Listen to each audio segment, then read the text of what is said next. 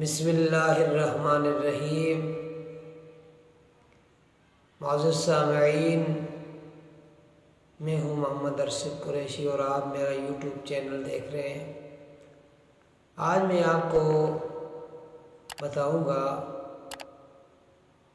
کہ مصطفیٰ کریم علیہ السلام کی ولادت اور حضور کا یہ جشن جو منایا جاتا ہے، ہم کہتے ہیں جشن ولادت مصطفیٰ، جشن عید میلاد النبی۔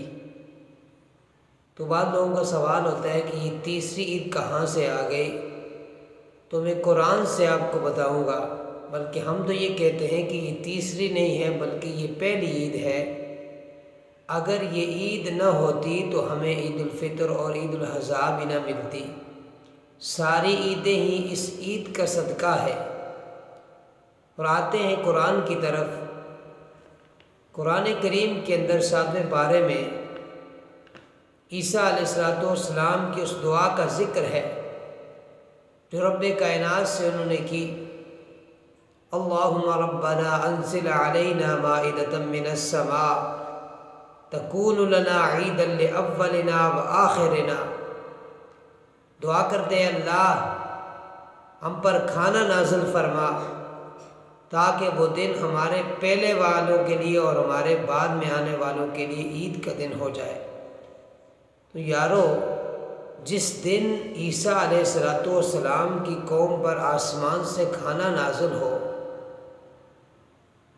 وہ دن اگر عید کا دن ہو سکتا ہے تو پھر جن کے صدقے میں وہ کھانا اتر رہا ہے اور جن کے صدقے سے اور جن کی وجہ سے عیسیٰ علیہ السلام کو نبوت ملی ہے، وہ نبی جس دن دنیا میں آئے تو وہ دن عید کا کیوں نہیں ہو سکتا ہے؟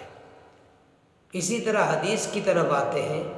حضور علیہ السلام جب مدینہ کے اندر تشریف فرما ہوئے تو دیکھا یہودی روزہ رکھ رہے عاشوراء کا۔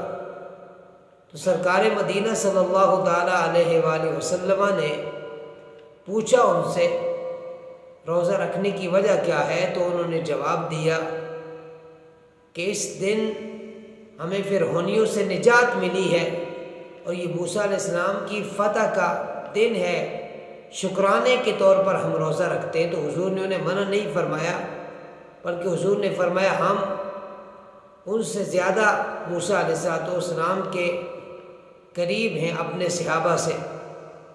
اور اگلے سال حضور نے صحابہ کو بھی اس دن کا روزہ رکھنے کی تلقین فرمائی۔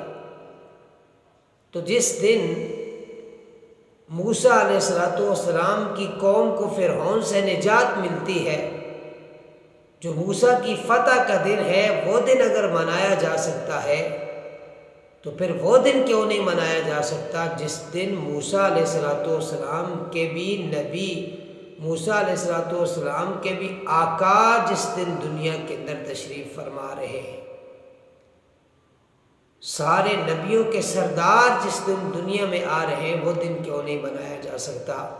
نثار تیری چہل پہل پہ ہزاروں عیدیں ربیع الاول، سوائے ابلیس کے جہاں میں سبھی تو خوشیاں منا